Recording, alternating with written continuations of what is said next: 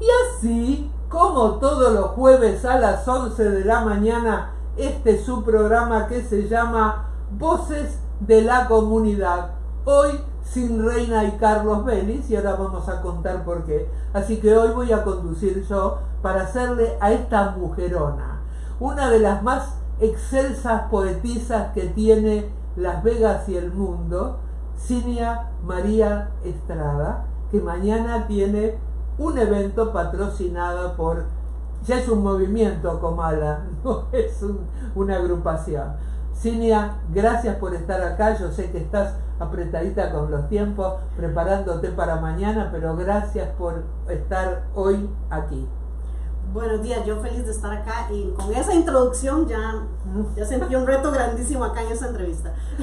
Bueno, contanos un poco tu historia desde tu niñez natal, la figura de tu padre que también, si no me equivoco, escribe.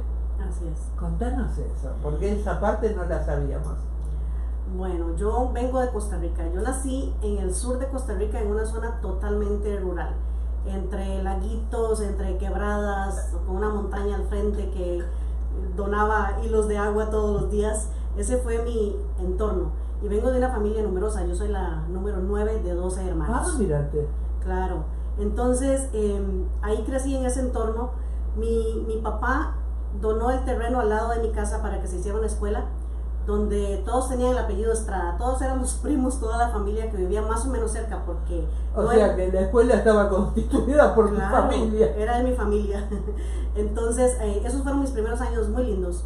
Yo, por razones demográficas, me metieron a la escuela primer grado cuando yo tenía 4 años y medio. Y esa fue la razón por la que yo llegué a la universidad a los 15 años.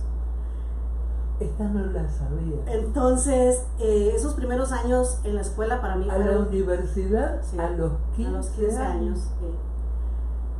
Increíble. Seguí contando porque esto es fascinante. Entonces, en esos primeros años de vida fue donde yo, donde tuve el contacto con la escuela, con una maestra preciosa que venía desde lejos en una motocicleta.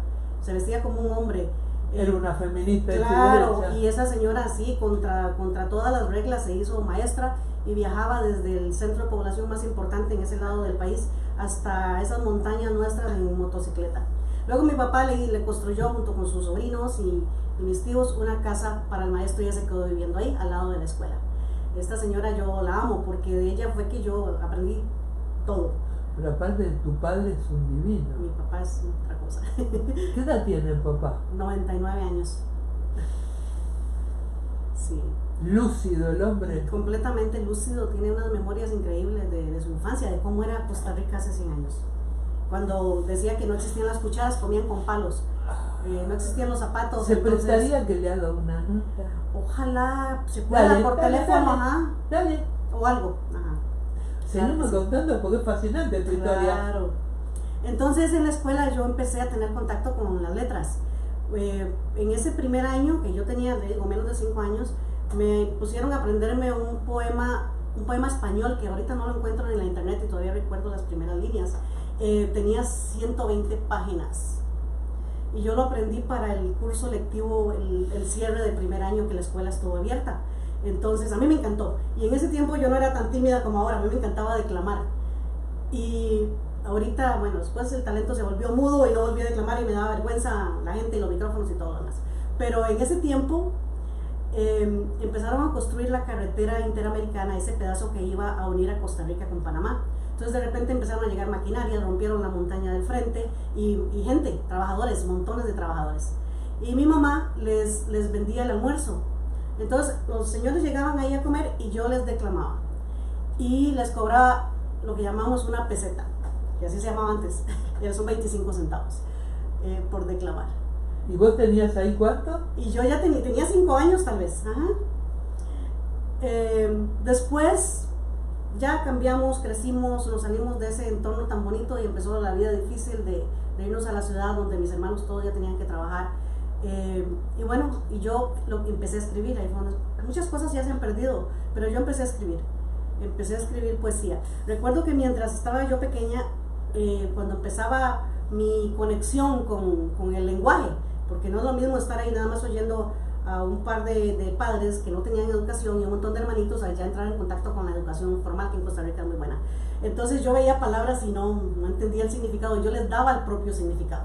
Y entonces hacía obras de teatro que yo me inventaba, y yo las palabras, para mí, escopeta, por ejemplo, se me hacía interesante esa palabrota, y para mí era una hamaca. Y empecé a darle significado a las palabras. A mí me gusta la palabra como suena, albaricoque. Ay, sí, albaricoque. Y entonces... Y bueno, y yo seguí escribiendo, fui creciendo, y como le digo, pasó el tiempo, y a los 15 años yo llegué a la Universidad Nacional, en los 80s, en el año 80. Vos entraste en el año 80 y yo me recibí en el 81.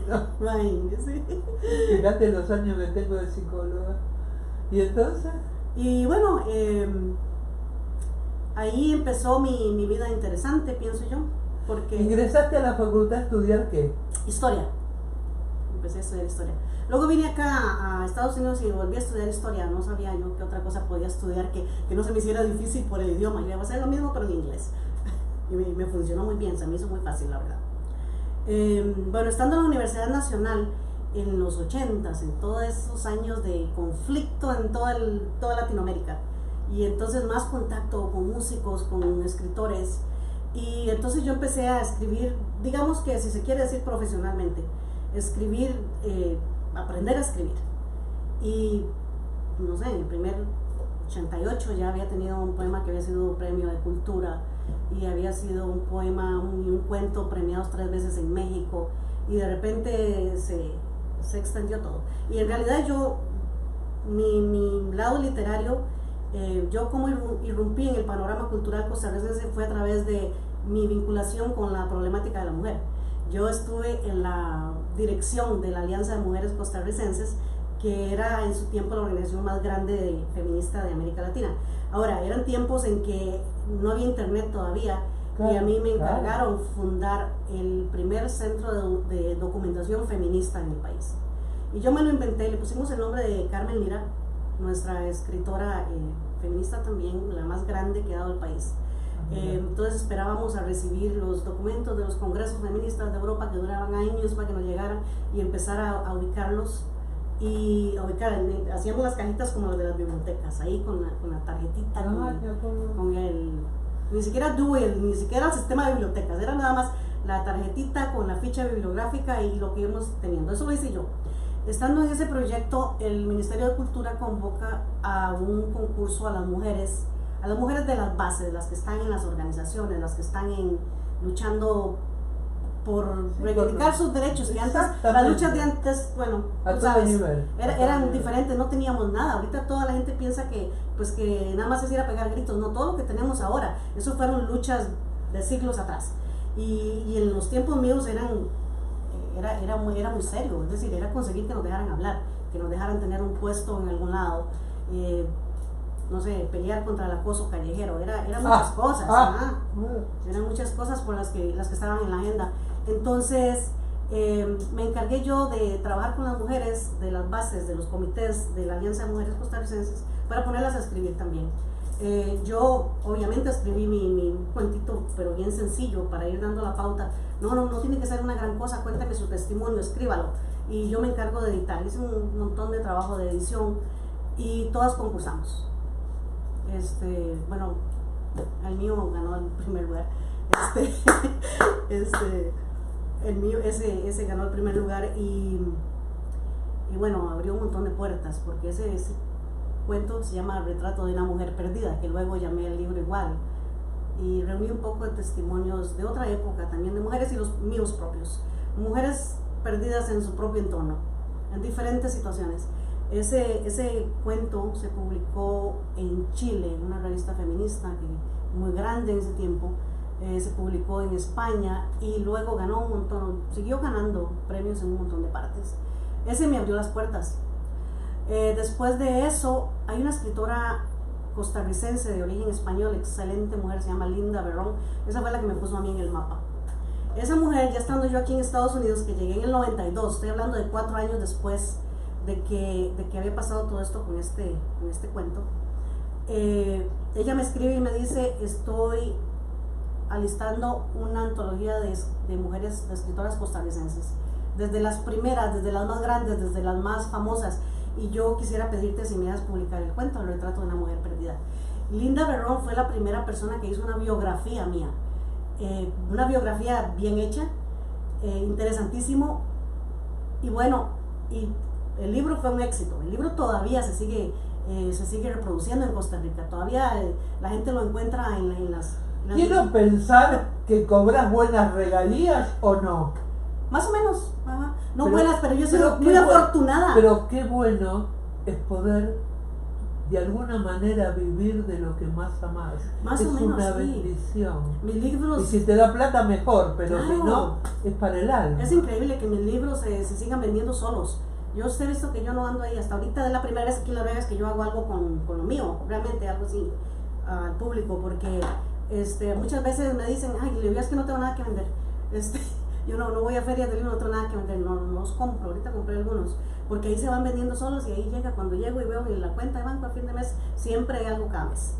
Eso es una maravilla. Cositas bonitas que a mí me pasaron con la literatura y con estos libros que realmente los publiqué aquí en Las Vegas.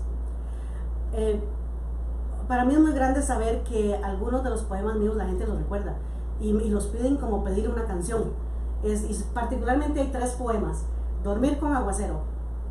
A mí me impactó el título y después cuando leí dije, ¿y entonces? Papá huele a madera, el que siempre publico para mi papá.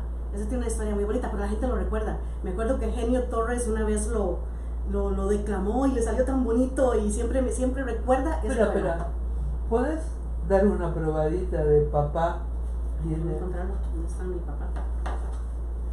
Mi papá, en ese tiempo que nosotros vivimos allá en el campo, papá trabajaba en un aserradero que era de mi tío segundo, y se la pasaba ahí todo el día mi tío entre las manos. ¿Dónde está papá? Voy a madera.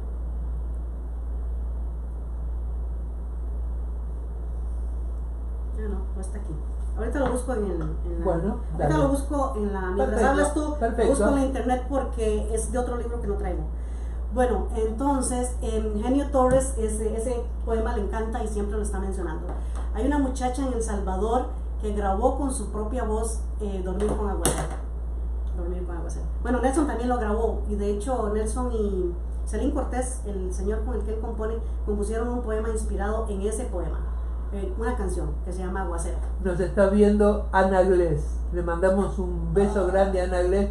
Ana, por las dudas, hoy no están acá presentes los dueños del espacio, que son Reina y Carlos, porque Carlos tuvo una intervención cardiológica, gracias a Dios está bien, pero no como para manejar el programa hoy, por eso lo estoy conduciendo hoy. Ok, ahora te voy a ver si encuentro ese poema.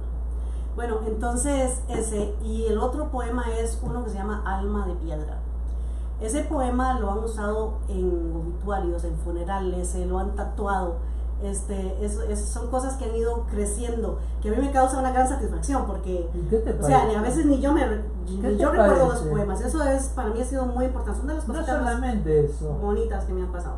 Es saber que el día que desaparezcas de este mundo dejaste una huella brutal en este mundo. Sí, eso es muy lindo. Eso es lo más importante, ¿no? Dejar huella. En la librería de la parte de afuera de la librería de la Universidad de Costa Rica pintaron un poema mío. Ese es el que tengo en la foto de perfil, y otro en un muro de un monasterio franciscano en Cartago. En uno dice que me salve el aguacero para volver a amar, y el otro dice te tocó a ti mi amor desenfrenado. Para hacer poemas con sentimiento, ¿hay que estar triste y atormentada o alegre? Sí, hay que estar las dos cosas, más atormentada que alegre.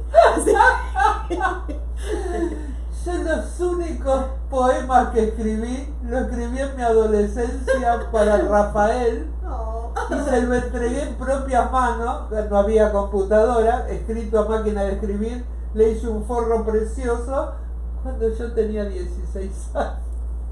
Fue la única vez que escribí poemas. Bueno, ¿y los tienes o no? ¿Eh? ¿Los tienes? En algún lugar los debo de tener. Va a estar interesante leerlos ahora. También le pinté un mural de tamaño más natural en óleo. Yo no sé pintar, pero le pinté. Ay, pero ¿qué es eso? Que está en el Club Amigos de Rafael de Argentina. Ay, por Dios, pero qué belleza. Mirá lo que puede el amor. Exactamente. Pero sí, yo estaba atormentadamente enamorada de él. Ahora lo miro y digo... Yo pensé que todo el que usaba pantalón era un hombre, pero bueno, ahí estamos. Pero bueno. Bueno, Eran sigamos otros contando porque esto es tiempos, otros fascinante. Así que, poemas escritos en... Es fascinante. Es fascinante. Sí, sí, sí. Sí, bueno, y luego vinieron cosas más grandes. Fíjese, una universidad de Brasil, la Universidad de Adventista de Macao. Hubo un año en que, y no sé de dónde vino el asunto, la verdad, no sé, tal vez alguna de las personas que yo conocí en el transcurso de mi vida como escritora, usaron el análisis de mi obra como currículum para una clase de literatura hispanoamericana. Varias cositas, se me incluyó, se creó un diccionario de mujeres centroamericanas, narradoras de entre los años 1890 y 2010, que fue una investigación de la Universidad de Aguascalientes, y ahí está mi trabajo también, en el anal de narradoras.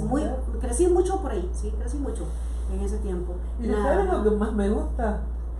La humildad con la que lo contás. Porque conocemos a algunas personas que si hubiera hecho eso ya estaban arriba de un banquito con 4 reflectores. Y bueno, no, para mí es bonito, es una de las pocas veces que lo comparto, porque sí, a mí como que no sé, me limita a hablar de mí misma muchísimo. No, pero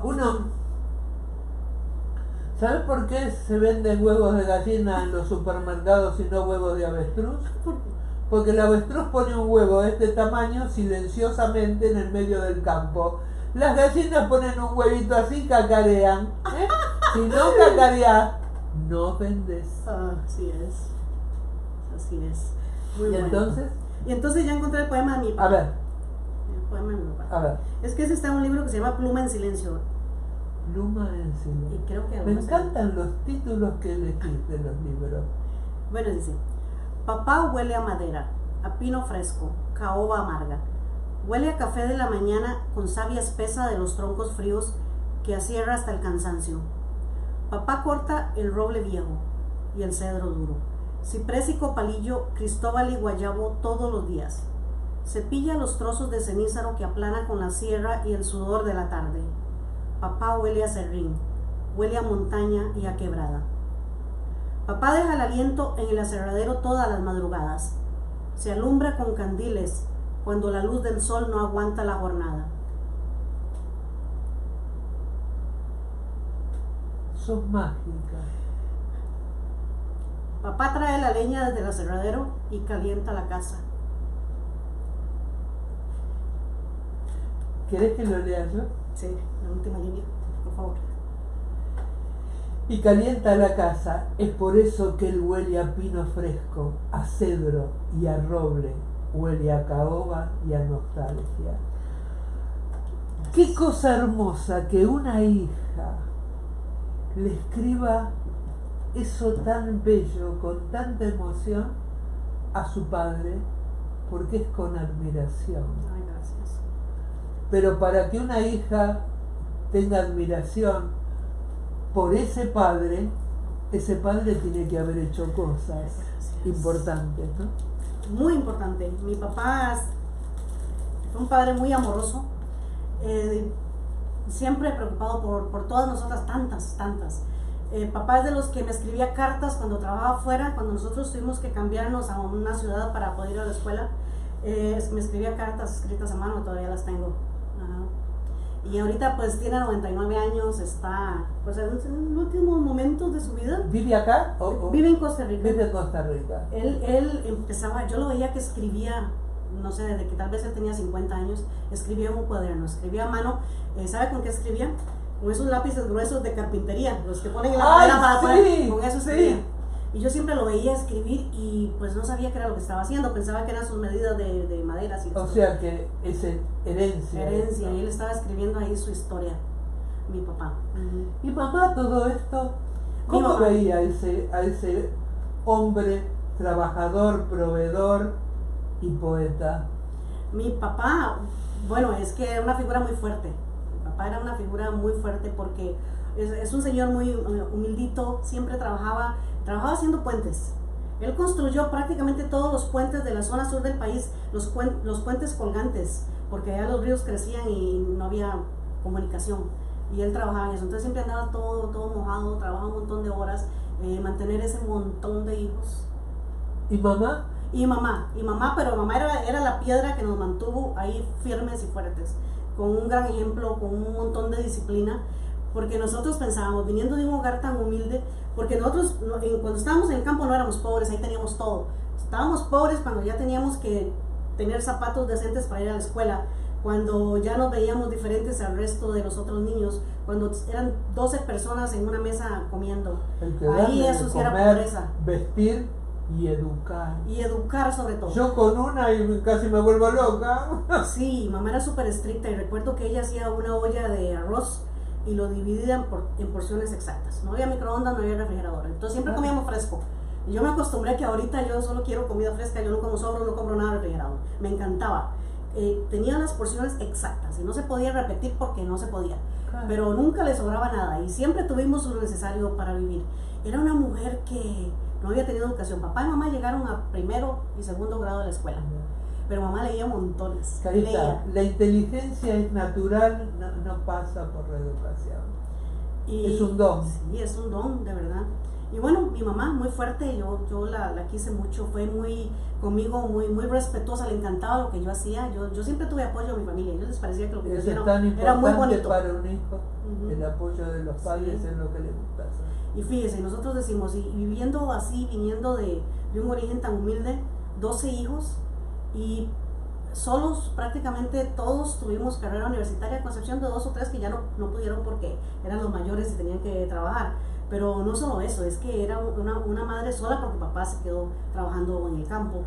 Y bueno, ninguno en la cárcel, ninguno loco, ninguno una mujer drogadicto, ningún alcohólico. Cero, nada. Admiración por tu madre. Gracias. Admiración. De verdad. Pero bueno, esa fue mi vida, esos mis orígenes. Y ¿cómo decidís venirte a vivir acá, a un país que por lo que vos me estás comentando es justo lo opuesto? Era lo que yo no quería en mi vida. Yo tampoco quería venir acá. Yo a los 20 años ya había estado en Europa del Este. Contá eso, espera. Yo había estado en otros países, cosas que no pueden contar. Por eso hay un libro que se llama Pluma en Silencio. Voy a tener que tenerlos todos. Yo ya había andado por ahí, ya había andado en varios países. Estuve en un encuentro de mujeres, yo a los 19 años, en un encuentro de mujeres campesinas que estaban en un área de guerra. Ahí estaba yo.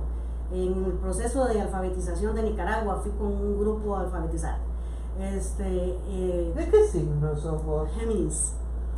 ¿De qué día? 20 de junio. Yo estoy casada con un geminiano del 6 de junio. Bueno. Ahora entiendo esas cosas, porque mi marido en Argentina estaba en contra del proceso militar igual que yo.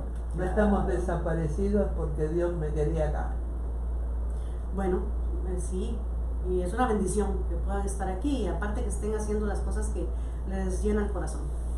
Eso es más importante. Pero así que con tan poca edad te conociste ¿cuántos países? En ese tiempo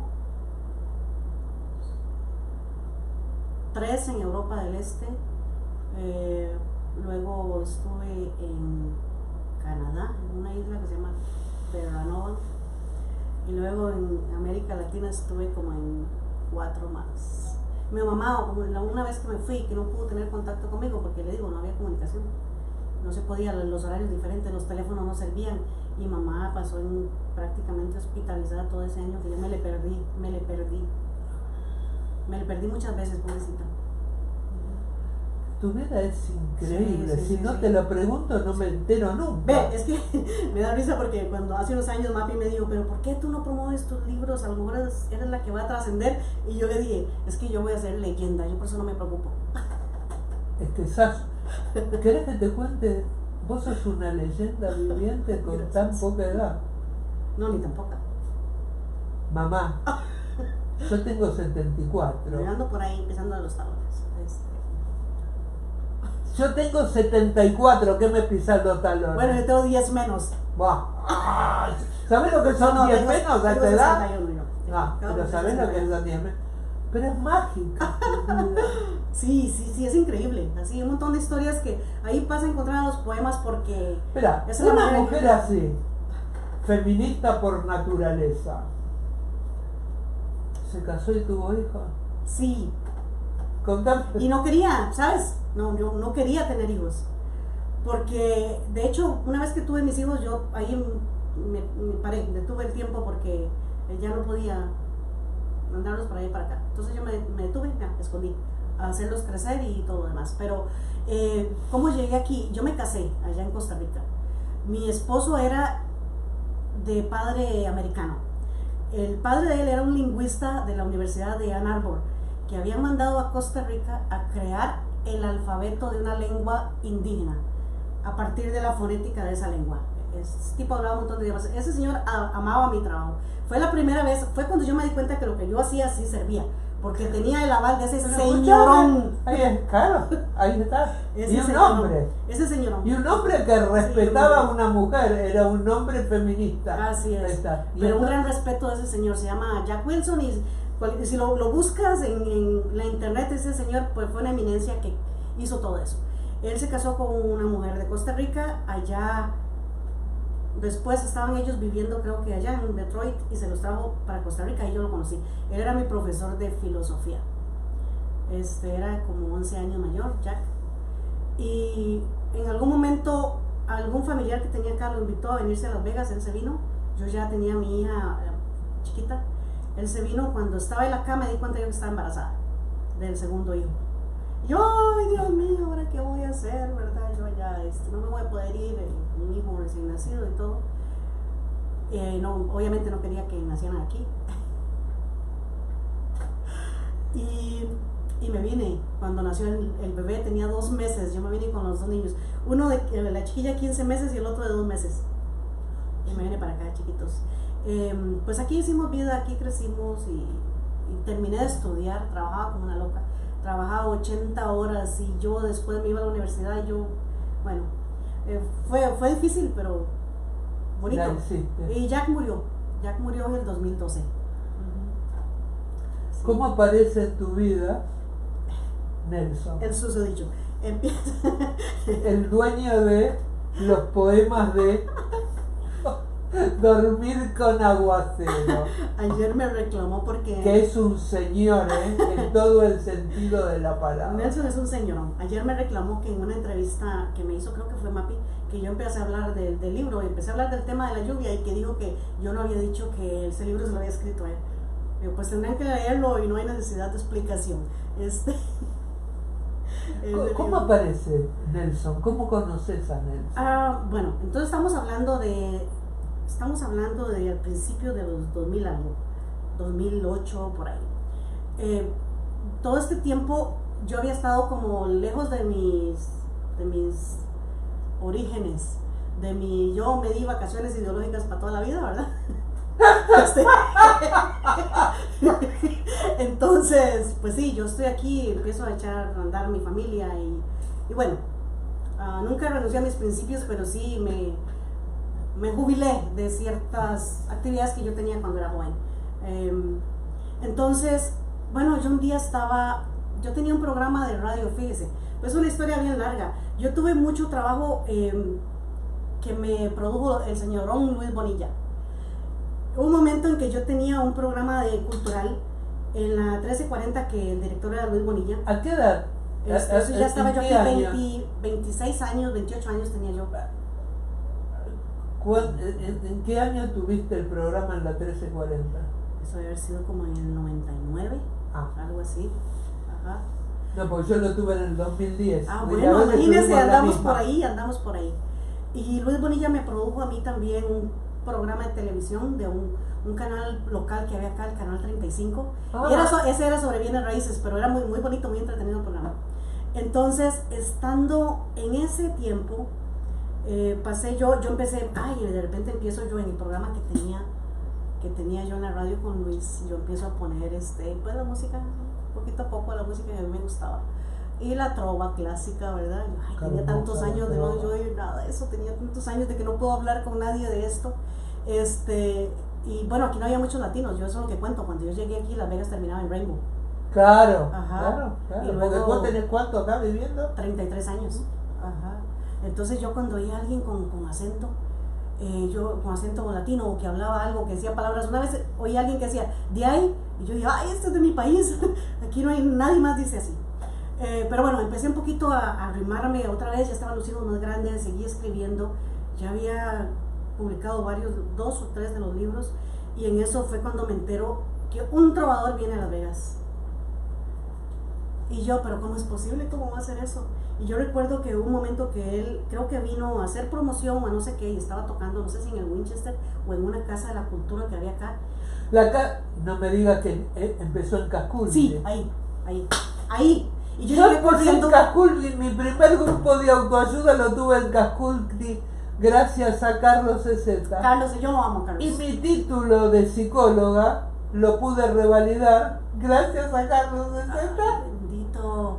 El mundo es chico. Es chico. Acabo de ver a Carlos. ¿Cómo? En el evento que hizo Tony y Germán allá en Los Dos Amigos. No me digas que está acá, porque él creo que está viviendo en México. No, está en San Diego, nada más vino en San Diego. De visita. Me encantó verlo, me encantó. Él es budista de la Soka Gakkai por culpa mía. Imagínense. Porque yo soy budista de la Soka Gakkai y lo hice ingresar a la Soka. Saludamos a Telma Abril que nos está mirando. Mira, el mundo es chico, nos tendríamos que haber conocido ahí, porque ahí conocí a Juan Varela. ¿Ven? Yo lo conocí un poco después a Juan, pero sí, andamos ahí como que los mismos seguí contando. Círculos. Y entonces yo pasé, en ese momento nada más entré, creo que dejarle un libro a alguien y que veo a Nelson cantando Ojalá. Y yo me derretí, imagínate, me derretí. Y después de eso yo hice un poquito de... Hay que reconocer que es imponente. Es increíble. Y esa voz que tiene, la puta madre. Impresionante, Nelson. Y sí. Pero la canción que a mí me gusta que me cante es El Hombre del Piano. Ah, sí, ya sé. Después te cuento la historia del porqué. Sí. Ay, Dios mío. Y bueno, poquito después de eso yo empecé a tener cierto contacto, nos escribíamos en Facebook. Y resulta que se viene la crisis aquella, fea, del 2008. Sí. Y mi hija, que ya era una adolescente, ya se decidió irse para Costa Rica. El padre estaba allá, todavía estaba con problemas de salud y ya se había ido. Entonces mi hija se va para Costa Rica y empieza con sus problemitas de adolescente, ¿verdad? Y me dice, mamá, yo voy a regresar a Las Vegas. Y le digo, no, aquí usted no venga, usted está perfectamente ahí con un montón de familia que la apoya, la familia del padre está con su papá y esto, aquí no se venga. Pero como que pues le dio la nostalgia y me dice, entonces véngase usted, porque si usted no se viene yo me voy. Y que agarro todos mis chunches. Y te vas para allá. Y todo, me deshice absolutamente todo y yo dije, bueno, me voy para allá. En ese tiempo, ahí fue donde empezó lo que usted me preguntó. Empezó cuando conocí a Nelson, a partir de eso. Casualmente Nelson se fue para México, él estaba viviendo en Los Ángeles, estaba con un proyecto también trovero y ya se le acabó el proyecto, no sé qué pasó y él se fue para México. Entonces, a mí que se me ocurre hacerle un concierto en Costa Rica. Se me ocurre y yo no tenía ninguna experiencia en eso. Tenía mucha familia, eso sí, pero nadie lo conocía, obviamente, ¿no? Y yo, aparte de eso, no sé, como decirle que fue una cosa muy hermosa en todos los sentidos, pero hacer un concierto allá, hacer el concierto de Nelson posiblemente fue más difícil que hacer una revolución. Costa Rica es súper difícil para ese tipo de cosas de los artistas internacionales. Una burocracia. Sí, porque aparte Nelson tiene toda una trayectoria internacional, sí. No es que estuvo en México, cantó en México, vino para acá y ya está. No, ha cantado por un montón de partes. Y entonces yo quería que él llegara por la puerta grande, como un artista internacional que quede en la lista de artistas internacionales que han cantado en Costa Rica.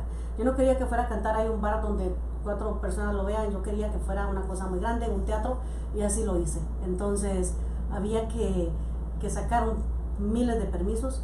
Uno en el Ministerio de Justicia para ver qué tipo de evento era. El otro, ahí puros protocolos coloniales. Todos los eventos le tienen que pagar al Teatro Nacional un tributo y se lo estiman cuánta taquilla vas a tener y se lo inventan y te cobran, hay que pagar adelantado. Hay que meterle permiso de migración. Sí, no, es una locura y carísimo, pero bueno, ahí me fui. En ese momento fue que nos empezamos a conocer y pues yo por lo menos me enamoré. Y de ahí salió Dormir con Aguacero, que se combinó con otra cosa muy importante que fue... ¿Qué es lo que más admiras de Nelson y qué es lo que él más admira de vos? Ya sé que tu inteligencia, porque ahí no hay ninguna duda, y tu feminismo que te sale por la piel. Yo creo que Nelson sí admira mi inteligencia, sí la reconoce, y no crea que fue de inmediato. Él tuvo una etapa en que yo creo que se tardó mucho en conocerme. Sí llegó el momento en que empezó a mostrarme respeto a mi inteligencia, que es lo que a mí me interesa. Él es conmigo es un hombre muy, muy delicado. Él respeta mucho lo que yo hago, le gusta lo que yo hago y pues la verdad muy paciente. Hay muchas cosas que él admira de mí, hay cosas que yo sé que no le gustan, pero pienso... Lo que pasa es que no es fácil convivir con un geminiano. No es fácil convivir con un geminiano, sobre todo porque es un signo que no sabes quién es quién porque son dos en uno. Sí, exacto. Tengo 36 años en ruta con un geminiano y me imagino que para un escorpiano no debe ser fácil un signo de agua con un signo de aire. Pero bueno. Es muy posible que eso sea. ¿Cuántos años ya hace que están? Ay, pero Nelson y yo estamos... nos casamos hace 4 años, pero nosotros nos conocimos en ese tiempo, que fue en el 2010. O sea, son 15 años de que nosotros nos estamos tratando. Realmente te conoces a alguien ya cuando estás viviendo con él, eso es cierto. Pero bueno, yo tenía, después de que yo escribí el libro de cuentos, El retrato de una mujer perdida, yo quería escribir un libro de poemas sobre la lluvia, que tuvieran algo que ver con la lluvia, porque esa era mi añoranza de mi país. Hay gente que añora otras cosas y que la comida y que no sé qué, pero para mí era la lluvia porque aquí no llueve. Y yo escribí un poema, pero quizá a mi gusto es el mejor que he hecho, que se llama Lluvia. Y ahí me quedé pegada porque no había lluvia, no había musa, no había nada. Entonces cuando yo me fui a Costa Rica, yo dije, yo voy a escribir. Y bueno, y viene que conozco a Nelson, lo conozco así ya en persona cuando llegó a concierto. Ya nos hicimos amigos, ya compartimos cosas y ahí empecé yo a juntar la historia, la lluvia con el amor. Y esa es una colección de poemas de amor y lluvia. O sea que este libro, acá, Dormir con Aguacero, es exclusivamente dedicado al señor Nelson Terán. Sí. Nuestro cantautor, compositor, buen mozote y un señor en todo el sentido de la palabra. Bueno, antes de que se nos acabe el tiempo, háblame del evento de mañana, por favor, porque estuvimos... Bueno, ya. El evento de mañana es una cosa muy bonita que se inventó Mapi Durán, del grupo literario Comala, y la verdad me embarcó porque no me pidió permiso. No, pero Mapi ya sabemos los eventos que ella hace, son muy vistosos. Como usted dijo, es un movimiento lo que ella tiene. Como vos decís. Como no vos me decís. trates de usted porque ya soy vieja como para que me trates de usted. Y entonces... Como vos decís. Sí, entonces ella se le ocurrió hacer un recital de poesía. Normalmente ella hace presentaciones de libros, pero yo realmente no los presento. Lo he presentado 2 veces ahí fuera del país, pero nada más. Contá dónde va a ser, que yo lo conozco porque cubrí un evento.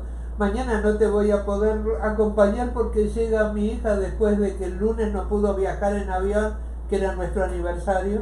Ayer no pudo llegar tampoco porque le volvieron a cancelar el duelo. Espero que llegue, porque tenemos que festejar el cumpleaños 31 de ella y nuestra, por eso no voy a poder. Ay, qué lindo, no te preocupes, si celebra te lo debo. Con tu niña, claro. Pero después volvés acá a contarnos cómo te fue. Claro, y entonces... Sí. Entonces, este va a ser un recital de poesía. Varios poetas, escritores, amigos van a leer mis poemas. Y a mí eso me llena, de emoción. de emoción, porque no es lo mismo que los lea yo. O sea, ay, qué bonito que escribo, esto fue lo que hice. No, a que me lo lea otra persona. persona. ¿Dónde es? Va a ser en Los Dos Amigos Mexican Grill. Es un lugar que tiene una comida muy buena, por cierto. Doy fe de eso. Bien rico.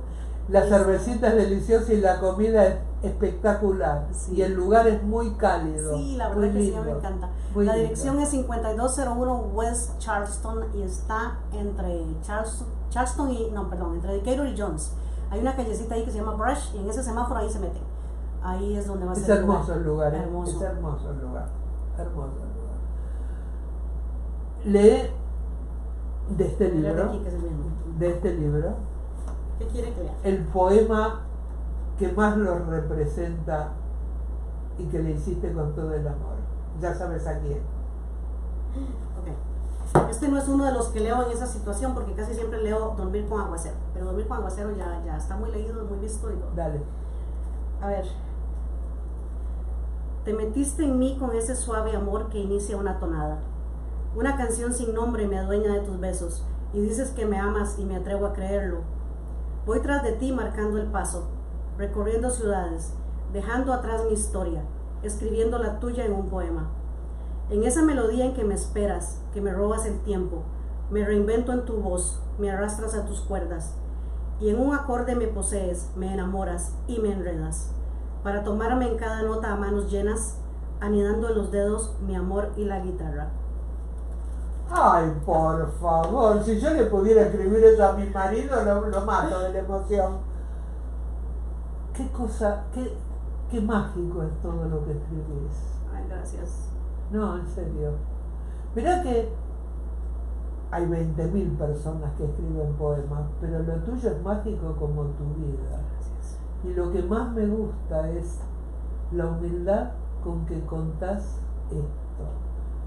Y que es genuino, que no es una imagen que das. Y gracias por darme esta entrevista. Ay, qué lindo, gracias. Gracias por dejarme hablar tanto. No, es que así tiene que ser. Algo más que quieras decir sobre tus libros. Señoras y señores, realmente compren sus libros porque son joyas. Realmente. Gracias. Bueno, mis libros, yo pienso que cada persona y sobre todo cada mujer se va a identificar en alguno de mis cuentos o en alguno de mis poemas, porque cada vez que yo lo escribo yo le pongo el alma y no solo la mía, es la de todos, la de todas. Y siempre dije que estoy segura de que la poesía puede cambiar el mundo, porque si nos puede cambiar a nosotros desde dentro, el proyectarla y hacerla masiva, eso es lo que nosotros podemos asegurar, que un buen poema va a lograr cambios en la vida de la gente. Así que lean, sigan escribiendo. Y así nos despedimos hasta el próximo jueves a las 11 de la mañana en este su programa que se llama Voces de la Comunidad. Idea y conducción Reina y Carlos Vélez por esta su radio por internet magiclatinosvegas.org, la otra cara de Sin City desde Las Vegas, Nevada, para el mundo. Ya quiero que me vendas